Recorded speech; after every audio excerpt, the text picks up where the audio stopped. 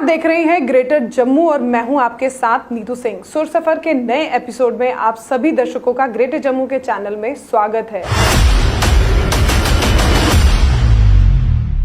संगीत कहते हैं रूह से निकलता है और संगीत का वास्ता एक दिन का या 2 दिन का नहीं होता, जन्मों का ये वास्ता होता है।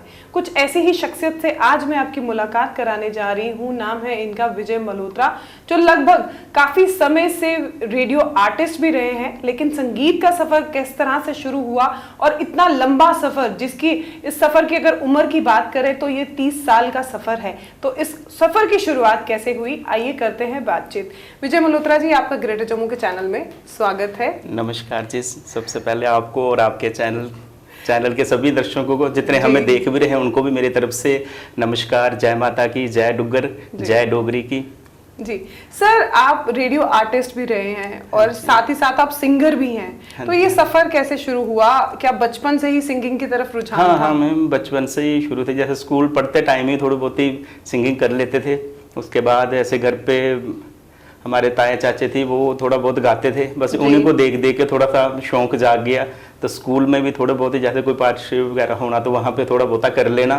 फिर वैसे ही धीरे धीरे चलता रहा सफ़र। उसके बाद मैंने 95 में रेडियो बी हाई कर लिया था जी। उसके बाद ए ग्रेड कर लिया।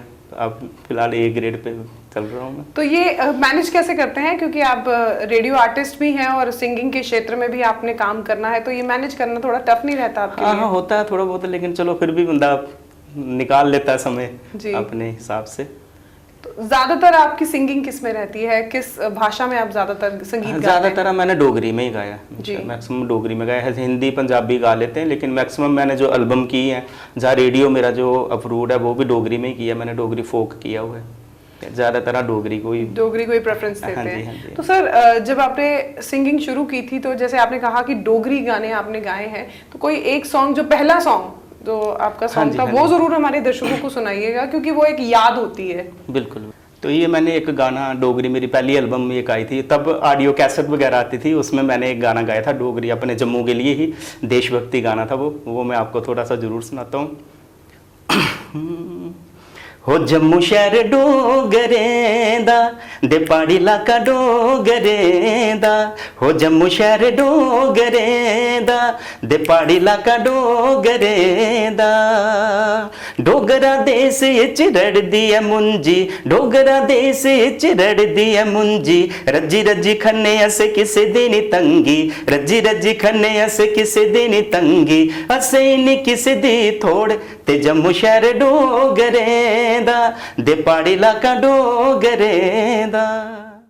सर, जिस तरह का आपने गाना गाया है, ये बहुत ही खूबसूरत सॉन्ग है। आजकल के दौर में इस तरह के गाने जो है बड़े ही कम सुनने को नजर आते हैं, क्या कारण मानते हैं आप? हाँ जी बिल्कुल। आजकल तो मैक्सिमम कुछ और, मतलब गाने का भी एक स्टाइल ही चेंज हो गया। बिल्कुल। आजकल मैक्सिमम देखो आप, तो कुछ और तरह के गाने आ रहे हैं, लेकिन जो पुराने गाने थे मैक्सिमम वो आज भी चलते हैं, वो सदाबहार चीज़ें। तो नए गाने, कुछ गाने तो कुछ चलते हैं अच्छे, कुछ गाने ऐसे आते हैं नहीं कि जो 4 दिन लोग सुनते हैं, उसके बाद खुद ही सुनने का मन नहीं करता। लेकिन मैं तो सभी आर्टिस्टों से यही कहूँगा कि जब भी कोई चीज़ करो, किसी बेस को लेके कोई अच्छा कुछ करो, दुनिया में कोई अच्छा मैसेज भेजो, कोई अच्छा गाना हो जो हमेशा सदाबहार चले।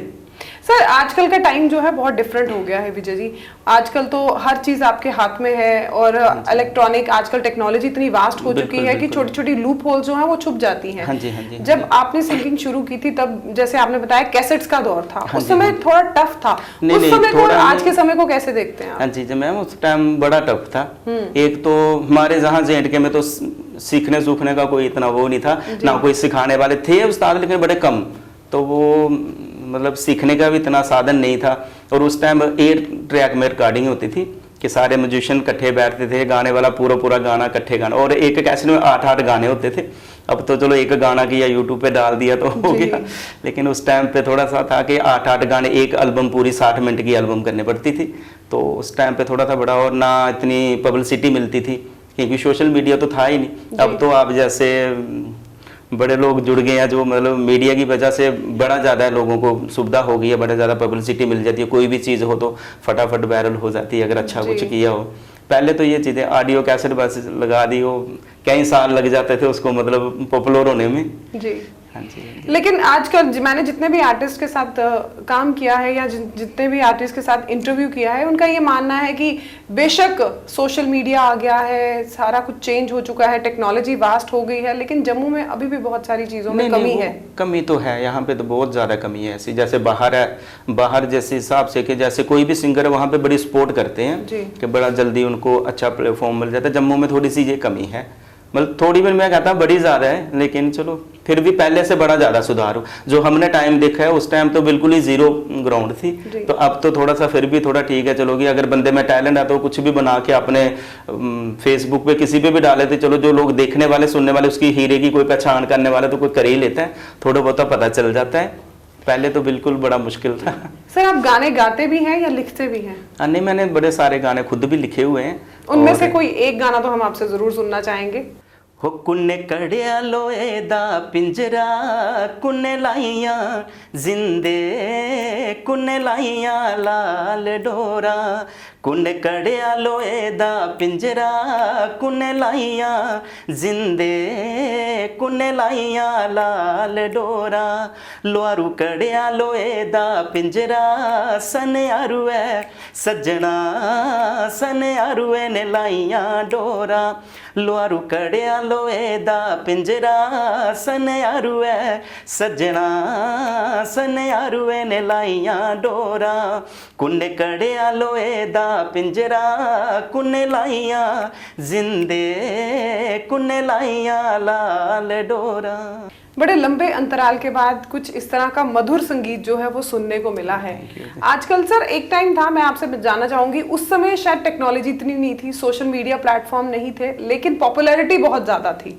लेकिन आजकल सोशल मीडिया भी है, टेक्नोलॉजी भी बहुत वास्ट है, हर इंसान के हाथ में स्मार्टफोन है, लेकिन पॉपुलैरिटी जो है वो इतनी आसानी से मिलती नहीं है। तो आप क्या मानते हैं इसके पीछे कारण? क्या तब कम लोग थे? नहीं, वो तो चीज़ आपकी बिल्कुल सही बात है, क्योंकि तब इतना नहीं थे। अब ऐसा दौर है कि आज सिंगिंग लाइन में आप देख लो, किसी भी आर्टिस्ट लाइन में, ये जितने भी है, चाहे सिंगिंग लगा लो, डांसिंग आजकल मैक्सिमम लोग इस लाइन में आ रहे हैं ज़्यादा।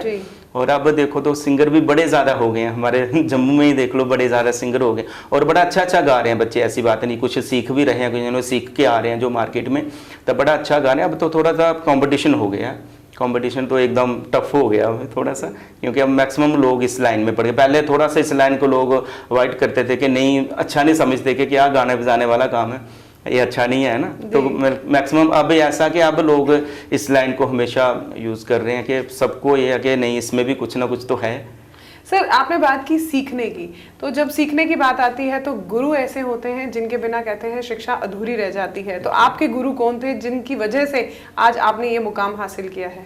मैंने स्टार्टिंग में मेरे अपने ताया जी के बेटे थे, उन्हीं से थोड़ा बहुत सीखा है, बाकी इतना प्रॉपर नहीं सीख पाए, कुछ ऐसी मजबूरियाँ थी, अपने भी घर के कुछ हालात ऐसे थे, तो बस ऐसे। बाकी तो सब उस माता रानी की कृपा से ही जितना सा उन्होंने सिखाया वो गा लेते हैं। उस समय में अक्सर लोग ये कहते थे कि आप लड़के हो, आप इस फील्ड में नहीं जा सकते, आपको गवर्नमेंट जॉब करनी है या ये बनो। कभी आपके साथ ऐसा हुआ? हाँ, मैक्सिमम होता है, घर से भी। बाद में तो चलो घर वाले भी सपोर्ट करने लगे, पहले वही मैंने आपको जैसे बताया कि मैक्सिमम लोग इस लाइन में थोड़ा कम पसंद करते थे। ये गाने बजाने वाला क्या काम है, कुछ नहीं है, ऐसे ही ये कोई बंदों वाला काम है, मतलब लोग थोड़ा सा इस लाइन को वो करते थे। लेकिन जब मेरा स्टार्टिंग में मैंने शुरू किया, जब मेरा रेडियो अप्रूव हुआ, जब रेडियो में मेरे गाने बजे, तो तब फिर मेरे फैमिली घर वालों को भी लगा कि नहीं, ये मतलब है इस क्षेत्र में। हाँ जी। तो उस टाइम पे रेडियो होते थे बड़ा ज़्यादा, रेडियो में भी सुन पाते थे, तो तब थोड़ा सा लगा उनको, नहीं चलो उसने कुछ किया है, अगर इसने मेहनत की है इस लाइन में तो कुछ ना कुछ किया है। रेडियो में भी उस टाइम गाना आना बहुत बड़ी बात होती थी जी। तो बस उसके बाद चलो घर वालों की भी सपोर्ट पूरी मिली कि नहीं, चलो अच्छी बात। और कौन कौन सी लैंग्वेज में सर आप गाने गाते हैं? मैं हिंदी भी, पंजाबी भी, मैक्सिमम थोड़ा बहुत सारे, मैक्सिमम मैंने ज़्यादा डोगरी में ही गाया है। डोगरी तो हमने आपका गाना सुना और बहुत ही खूबसूरत गाने, बड़े सारे भजन गाए मैंने। पंजाबी भी आपसे सुनना चाहूंगी, क्योंकि पंजाबी सॉन्ग एक ऐसा सॉन्ग है जिसको हर कोई सुन के झूम जाता है। तो एक सॉन्ग पंजाबी में विजय मल्होत्रा जी से। हो सारा सारा दिन तेरे बिन दिन नहीं गुजरदा यारा, सारा सारा दिन तेरे बिन दिन नहीं गुजरदा यारा। बड़ी खूबसूरत आवाज है और इस खूबसूरत आवाज को कौन नहीं सुनना चाहेगा। सर, अक्सर जब घर में फैमिली फंक्शंस होते हैं तो आपके साथ कभी ऐसा हुआ, कजन्स या रिश्तेदार जब मिलते हैं तो आपको कहते होंगे आज कुछ सुना दे, कभी ऐसा हुआ आपके साथ? हाँ, बिल्कुल। जब भी कोई फंक्शन होता है तब चलो, अब तो सबको पता गाता है। तब जैसे पहले मैंने बताया कि स्टार्टिंग थी, तब भी कोई घर में फंक्शन होना, कुछ होना, तो मैक्सिमम मेरे को, जैसे घर पे गांव में हमारे होते हैं ऐसे छोटे सत्संग टाइप, जहाँ कोई गाने शाने जैसे होते हैं, तो फटोफट जब छोटा भी था तो तब भी सबने पकड़ना, चलो बिठा देना बीच में। जैसे ताइयाँ चाचे सारे होने तो उन्होंने, नहीं सुनाओ जी, चलो ढोलकी बजना शुरू हो जानी, चलो जी सुनाओ, गाने सुनाओ, कोई भजन सुनाओ, कुछ ऐसे सुहाग वगैरह, जो जैसे जैसे माहौल होता, जैसी पार्टी कोई होती। सर, जिस तरह से आजकल ट्रेंड जो है वो बहुत तेज चल रहा है, लोग ज्यादातर फोक सॉन्ग या सूफी सॉन्ग को गाना इतना ज्यादा पसंद नहीं करते, ज्यादा हिप हॉप, ज्यादा शोर शराबे वाले सॉन्ग होते हैं। लेकिन आपके जो हमने सॉन्ग सुने ये बड़े ही सूदिंग हैं, कानों को बड़ा ही सुकून देने वाले सॉन्ग हैं।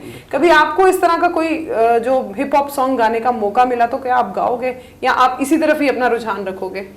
नहीं मैम, मैंने हमेशा सोचा है कि मेरा एक, आपको अपनी अपनी बात बता देता हूँ कि मैंने सबसे पहले मैंने डोगरी एल्बमें की थी, डोगरी गाने गाए थे, ऑर्केस्ट्रा वगैरह भी किए। उसके बाद मैंने एक एल्बम की थी, माता रानी के भजन किए थे, माता की भेंटिंग की थी, वैष्णो माता की।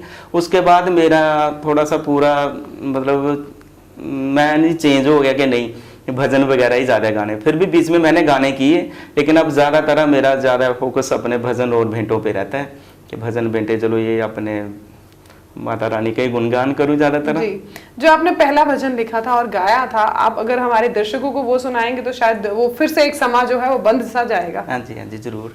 एक मेरा भजन आया था, पहली जो मैंने एल्बम की थी माता रानी की, माँ की डोर कैसेट का नाम था, और बहुत ज़्यादा प्यार मुझे मिला उस एल्बम से, उस भजन से। उसके दो बोल जरूर सुनाऊंगा मैं आपको। ओ कुत्थे रोंदी माता रानी, कुत्थे रोंदे मोर, कुत्थे रोंदी माता रानी, कुत्थे रोंदे मोर, मेरा मन आखदा मैं आवा तेरे कोल, मेरा मन आखदा मैं आवा तेरे कोल, मंदिरे रोंदी माता रानी, बागे रोंदे मोर, मंदिरे रोंदी माता रानी, बागे रोंदे मोर, मेरा मन आखदा मैं आवा तेरे कोल, मेरा मन आखदा मैं आवा तेरे कोल, के कुछ खंदी माता रानी, के कुछ खंदे मोर,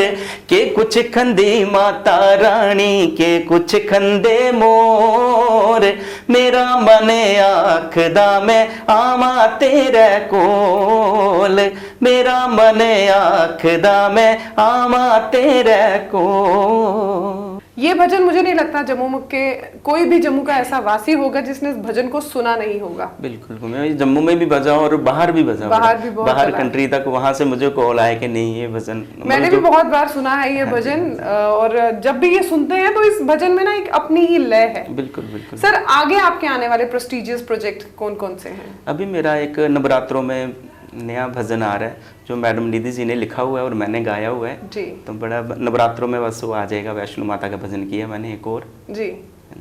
चलिए सर, हमारी गुड विशेस आपके लिए। तो हम हमारे साथ बातचीत की आपने, इसके लिए धन्यवाद आपका। ठीक है, आपका बहुत बहुत धन्यवाद।